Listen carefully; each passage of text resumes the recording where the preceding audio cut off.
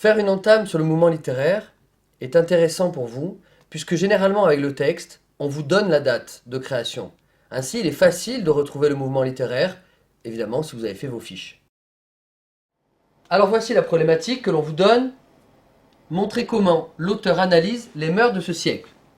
Alors on a dit que la problématique était liée au texte, on a la fable de La Fontaine, La Cour du Lion, regardez la date, 1678, on est bien chez un auteur moraliste, il va nous donner une leçon, voilà, que l'on doit retenir. Alors j'ai isolé un passage du texte qui est la morale, je vous la lis, ceci vous sert d'enseignement, ne soyez à la cour si vous voulez y plaire, ni fade adulateur, ni parleur trop sincère, et tâchez quelquefois de répondre en normand. Alors, les mots qui m'intéressent ici, ce sont les impératifs et le mot enseignement. On voit ici la leçon que veut nous donner La Fontaine. Maintenant, le parallélisme ici est intéressant puisqu'il montre l'excès que l'on ne doit pas atteindre. Il préconise donc la mesure. Prenons un autre exemple. Réflexion ou sentence et maxime morale de La Rochefoucauld. On est en 1665. J'ai isolé une maxime. L'amour-propre est le plus grand de tous les flatteurs. On est dans une forme brève, une forme condensée. Ici, La Rochefoucauld compare l'amour-propre avec la flatterie. Il en montre le côté négatif. Il veut montrer que l'homme est vaniteux et qu'il s'aime lui-même.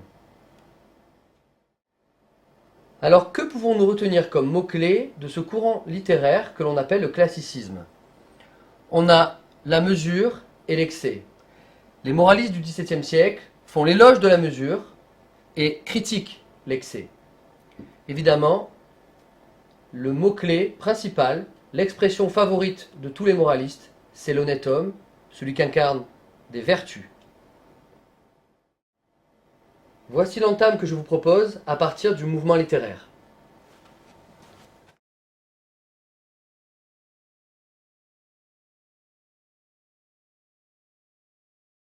Louis XIV invite tous les nobles à passer du temps à Versailles. Tout est organisé pour les divertir et c'est devenu le lieu de tous les excès. Les auteurs moralistes du XVIIe siècle décrivent, analysent et font le blâme de cette société sans mesure qui s'éloigne de la vertu, du modèle de l'honnête homme. Ainsi, dans La Cour du Lion de La Fontaine, issue des fables publiées en 1678, on peut se demander comment le fabuliste y analyse les mœurs de ce siècle.